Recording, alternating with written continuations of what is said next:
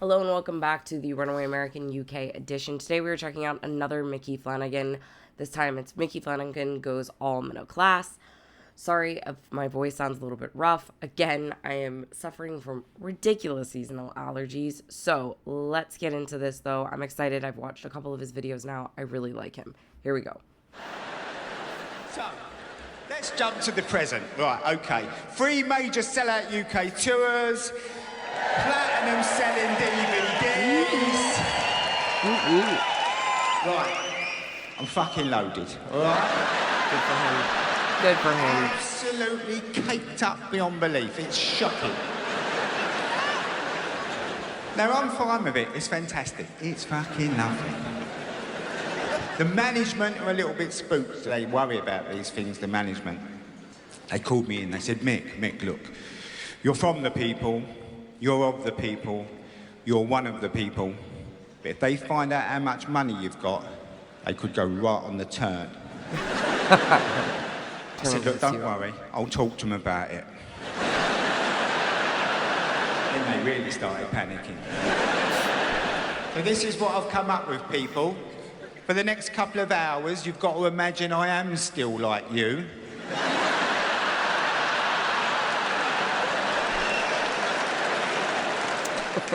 But with money. Oh, We'll all get along fine. I ain't got to keep bullshitting ya. Saying things like, I was on the train the other day. I wasn't on the train the other day, all right? I'm in the back of a Mercedes-Benz. nice. Tinted windows, champagne on ice. Anyway, the EastEnders changed. So I'm in Tesco's. I'm watching stuff unfold. Saw this woman talking to her children. She said, Hector, Unity, what pasta do you want for your evening meal? The kids are on it like a shot. Tagliatelle, mother. With the carbonara sauce. She's a good choice, children. Very, very, very good choice.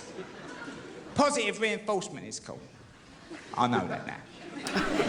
I drifted back to when I was a little boy, me having the same conversation with my mother.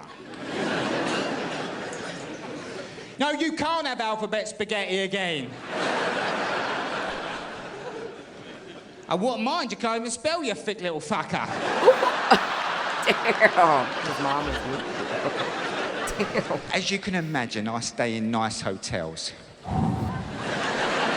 Now he's just rubbing it in our faces. What they call over-service. They follow you around. I have to say to them, will you fuck off? Well, I eat these sausages. Bit harsh, but you know that, they drive you mad. Anyway. Now, I may be a bit of a cockney Herbert, but I've got a wife. She's a proper person. She's got proper friends. And they come round for the evening. We sit around, we dip bread in oil. You've got to treat yourself, haven't you? When did that happen? When did the oil become a treat? It used to be for the chips. Fried egg sandwich. Oh, son, it's on the table. It's got to be proper oil. You can't be putting Fries Crisp and Dry out or Mazzola. It's got to be extra virgin. Yes, the good stuff. It's got to be oil that ain't been fucked. So, I'm rehearsed, I'm ready. I go downstairs. I'm walking around the island. This is not really big enough, to be honest with you, but I'll have to do for now, right? I'm walking around the island. The dog's following me. The dog thinks it's his walk. Let's just say we've got off to a bit of a shaky start. Let's have another bruschetta. That's a disappointment, I know, isn't it? The bruschetta. I ordered one the other day. It's a bruschetta, mate. Oh, my friend, it's a bruschetta. I said, it's £8.50 for tomato on toast. Now, fucking go and get it. Now, you younger men have probably got girlfriends who'll stay up quite late, 11 o'clock, things like that, you know, like 3 episodes. You're going to get married. I like and how 11 o'clock is like his term. That's how I also think of late. But most of my friends who do not have children are like out till midnight, 1 a.m., 2 a.m., 3 a.m. I'm like 10:30, lights out. If I stay up till 11, I'm like, okay, that's fine. Longer than that, I won't have any sleep. children, she's going to go back to work. You're going to get a lot of this. About 8:30, you get, oh, I've got to go to bed, babe. I'm absolutely shattered. You must never say at that point, why is that then? Wrong thing. Yep. Right? You have to go, oh, I can imagine, babe. Oh, the day you've had, eh? You had to let the gardeners in, didn't you? Put that Ocado delivery away. Show the cleaner where she's going wrong. I'll bet you're in bits, babe. That sounds like a tough day, yeah. Now, I know then, when I mentioned having a cleaner, I lost a lot of you. Because you're like, oh, I see. Claim you're one of us, but you're got a cleaner, have you? Now, I found it hard getting a cleaner. I've had sisters who were cleaners. It's hard, isn't it? And I thought I didn't want to become part of the petty bourgeoisie. But then the house got a bit too big, to be honest with you. We couldn't cope. I mean, she was struggling with the West Wing, you know. He's just... I said, all right, we'll get a cleaner. OK. So we went and got a cleaner. She's a lovely lady. I have to tell you at this point, she's from abroad, all right? She's from abroad. We're not quite sure where. We don't pry.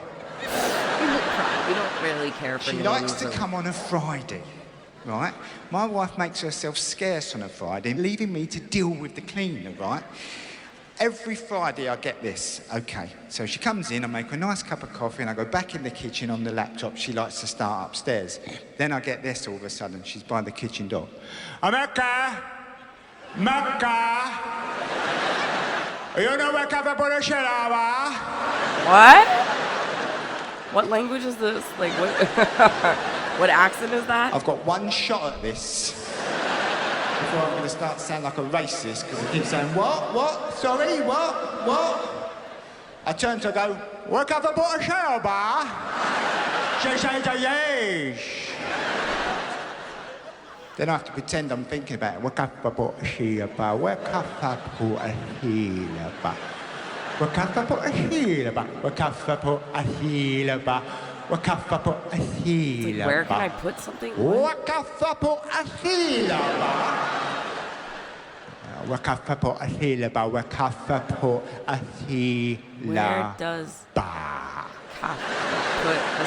what? What? Where did Kathy put the sillet bag? Yes! There. It registered. Where Kathy put a sillet bag? So it's in the bathroom cabinet, top right-hand side. Child was created. He's a lovely little boy. Oh, he's a kid. Okay. And to give him a future, we went and bought a house in a nice area. Nice. Now, you know what a nice area is. You know if you live in a nice area, because you have a few Delicatessens. And these places have no relationship to reality whatsoever. They make the prices up in the morning. Sebastian, I've got 4 artichokes over here. Any ideas? $7.50. Are they organic? Yes.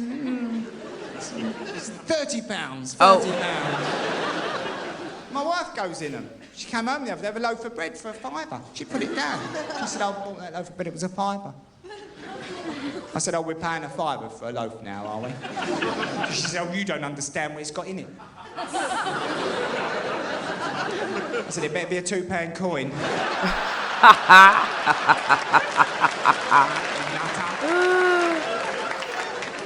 Magic One of her favourite things is to go to a restaurant. She loves the restaurant. She's very middle class. She loves the restaurant. What? She says, can we go to a restaurant? Oh, a restaurant. And I say, of course we can. And we go to the restaurant. Restaurant. She says, isn't it a lovely ambiance? I don't know. There's someone he's like obviously imitating the like the middle class or something, but there's another comedian that I've reacted to on this channel, but I cannot remember his name right now. And it was like the one who's like Americans can't speak English, and he was like teaching us English. He also did another one where it was like if all the silent letters were in the alphabet, like if we said them in the words. It was very funny. But he kind of sounds like him right now. And I say to her, I don't know what the fuck you're talking about. I've worked out what an ambiance is. It's a night out without poor people. Damn. It's the people with a few quid saying, can we just have one night without the poor people turning up? You know what they're like, they'll be banging a couple of spoons together, singing My Man's a Dustman, creating an atmosphere. You know they love an atmosphere, Russ Abbott said it. I'm trying to enjoy the ambiance, but it's somewhat spoilt for me. I've noticed there's no tomato sauce on the table. My wife looked at me, she said, you're going to ask for tomato sauce, aren't you? I said, of course I am. I'm having the risotto. Oh, no. Can't eat risotto without red sauce, it's too dry. It's dangerous. What risotto are you eating? It's a health and safety issue. You've got to zhuzh it up, as Jamie says, zhuzh it up. Bit of red sauce.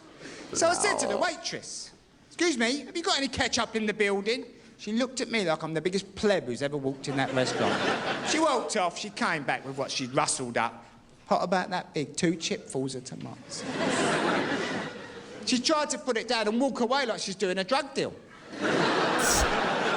Stopped and said, oh, don't rush off, love, don't go anywhere. And I took a sip of it. And I looked her in the eye. I said, yes, I'll have a bottle, please. Like it was a sampling. Oh, that's fantastic. Were you at? I mean, that makes sense for a fancy restaurant. They have you sip your ketchup to see if it's quality. Yes, I'll order the whole bottle. Thank you so much for this sample. Yeah, funny. Dude is hilarious. I love, though, that he's like, I'm still one of the people, and then he goes on to list all the reasons that he is not, but obviously it's part of the bit. Very good, though. Very good. Love it. He's a very funny man. The other ones were definitely, like, much more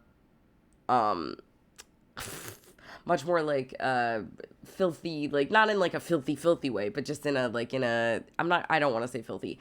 They were just more, I don't even know, like, the word's not coming to my mind, but I'm sure you guys know what I'm saying. Like, they were more provocative.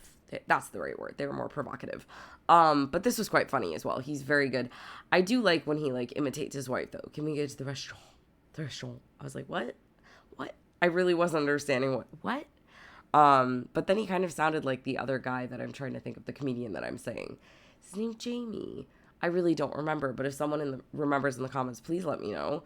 And maybe I should watch one of his videos next. I do enjoy watching all of the UK comedians. I think that they are very different than American comedians. I do think that US comedians tend to be, and we've talked about this many times, they're just like, I just feel like we don't do like observational humor. We're not sarcastic. We don't have that like wit about us. There are some, obviously, there's some great US comedians, but I do think that we're much more like, we go for the easy laugh. We're kind of like, you know, if I was to think of comedy, like the Three Stooges, like, you know what I'm saying? Like, we like the, like, fall down and splat on your face type of comedy. Not necessarily the ones that, like, you have to think about, or the ones that you have to, like, plan your, you know, like, you're using your life stories in order to formulate something funny that others would relate to, or more, like, yes, they do use their life stories, but most of the time, it's just a lot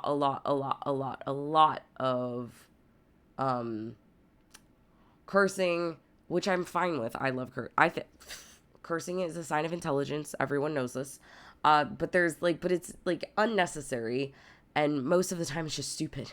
Like a lot of times with from what I've noticed, is he uses it in a way that is actually like just funny. Like, it's funny.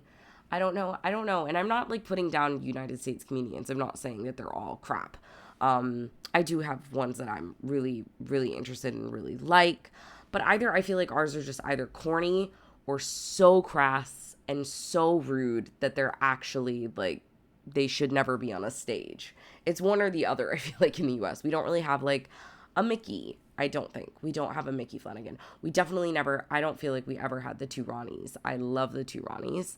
I don't think we have a Jimmy Carr. Like, I think that he curses, he uses a lot of like crazy, crude humor, but I think that his is like, he dares to go where no one in the United States would go, which I like that. I think he uses political humor. I think he uses religious humor, something that we definitely like try and stay away from the US because you would get canceled and you would never be able to work again. So I enjoy UK comedians quite a lot. Let me know if there's more that I should watch in the comments down below. I will try and check them out. I will see you all next time. Bye-bye.